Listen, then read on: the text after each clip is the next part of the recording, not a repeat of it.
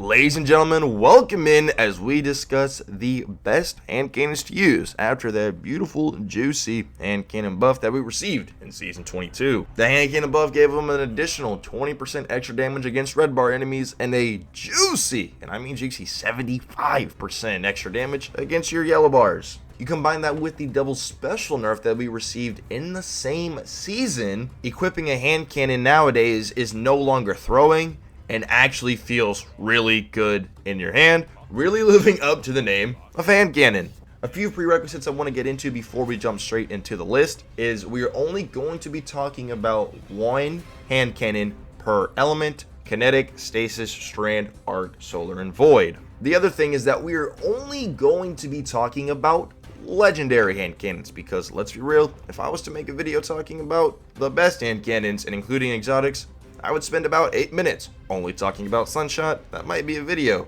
for the future. That being said though, guys, if you ever want to get your games in their DLC for a cheaper price, make sure to head over to Instant Gaming, top link in the description. They got you covered, along with a free monthly game giveaway in the second link of the description. So if you like getting your games in their DLC for a discount, make sure to hit up Instant Gaming in the description. With that being said, you beautiful people, let us go ahead and jump right in. Now we begin our list talking about the darkness element hand cannons first. So we're going to start off with Stasis, which the reason why I want to mention these first is because a Stasis or Strand hand cannon is going to do 15% less than any kinetic hand cannon. So in most situations you probably won't be using a Stasis or Strand hand cannon in PvE just because it's doing 15% less damage off rip. That being said, we are going to be starting off with the IS Luna, returning from Destiny 1. Formerly known as Legendary Hawkmoon. This gun returned to Destiny 2 with the release of the Grasp of Avarice dungeon, which is where you can get this gun, the final boss. And if we go ahead and pull up this gun's perk pool, it's a nice 140, so it's already nice to shoot. You'll see in the third column that it's really not a PvE monster, probably better in PvP. Your main PvE perks in the third column are going to be things like Rapid Hit, Outlaw, and maybe Unrelenting if you really like that perk. I know some people do.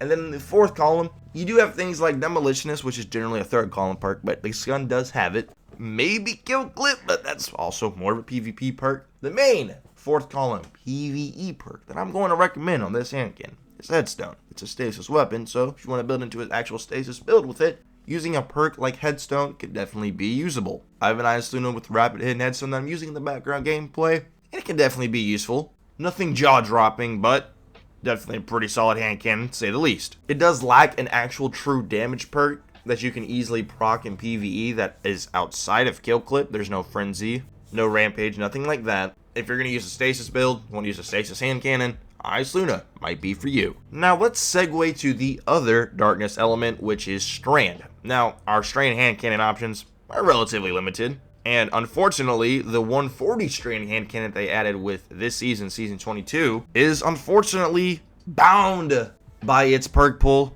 of horridness. It's pretty ugly. There is not a single good PvE perk on the Kept Confidence, so we're just going to have to go with the round robin. The 120 RPM hand cannon from Neomuna. It can be a little bit annoying to get its pattern nowadays if you didn't get it right when Lightfall dropped, but it's still pretty solid. In the third column of selections, the main PvE perks that I could recommend to you would be Subsistence and maybe Envious. That being said, the perk that I actually enjoy using on the third column for this hand cannon is Keep Away. Keep Away is going to give you 10 range, 30 reload speed, and it's going to narrow the accuracy cone by 5% whenever there are no enemies within a 15-meter radius of you. So a lot of free buffs for seemingly having to do nothing. Basically almost the opposite of Surrounded, there's just no damage buff. And on a gun with a base reload speed of 22, having that extra reload speed from Keep Away can be pretty useful. If we look at the fourth column, there's really only two perks that I'm going to recommend you to use for PvE. The first one being Golden Tricorn, because this thing can get up to a 50% damage increase if you do get a kill with a Strand Grenade. At least worth mentioning. However, the actual perk that I use on my round robin for PvE is Hatchling. Hatchling spawns a threadling when you get a precision kill. That's going to go out and seek a target. And if you can't get a precision kill, let's say you kill 3 enemies, bang, bang, bang, within 3 seconds, that'll also spawn a thread link. So there is some synergy with an actual Strand build if you want to go with it that route. It can overall be a pretty decent hand cannon, even if it is a 120. Also, its nano tracer rocket origin trait will provide it to shoot a little bit extra damage, provide a little bit more oomph to its shot whenever you do multiple hits. It's going to shoot a tracking rocket that matches the weapon's element. Figured I would also at least mention that. Okay, so we talked about Strand and Stasis. Let's talk about the Juicy King and the Kinetic slot. There's no need for build-up. We're talking about the Fatebringer.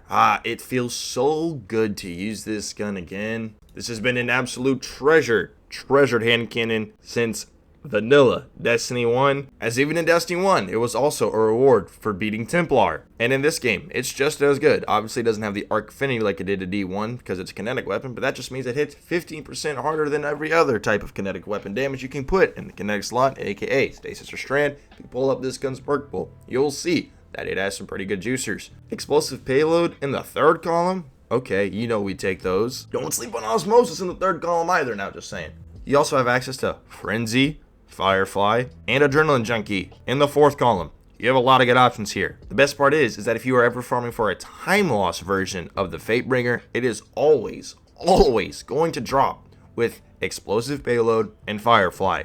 Mwah, chef's kiss. And specifically on my time loss Fatebringer, I like to rock with the double damage roll of Explosive Payload and Frenzy. Really great and high-end content, and amazing and low-end content, as I can just toggle between Firefly and Frenzy. It's hard to beat that. Other hand cannons really can't, and there's a reason why so many people hold this gun in such a high regard. And my personal favorite hand cannon on this list. Long live the Fatebringer, baby! It's good to have you back, King. Alright, so now we're going to talk about hand cannons in the energy slot. We're going to start off with, in my opinion, the weakest of the bunch, that being the Void hand cannon, which unfortunately there's just a slew of 180s, not much else. But I will admit, the Word of Crota has a pretty darn good perk pull, even if it is a 180. So you can get over that hill of it being a 180. You might find yourself enjoying this hand cannon. And if I just go ahead and throw the perk pull up for you guys, you'll see what I'm talking about. In the third column, bro, you might go with Dragonfly, Repulsor Brace, and of course, your tried and true Demolitionist. Fourth column, my boy, we have classic.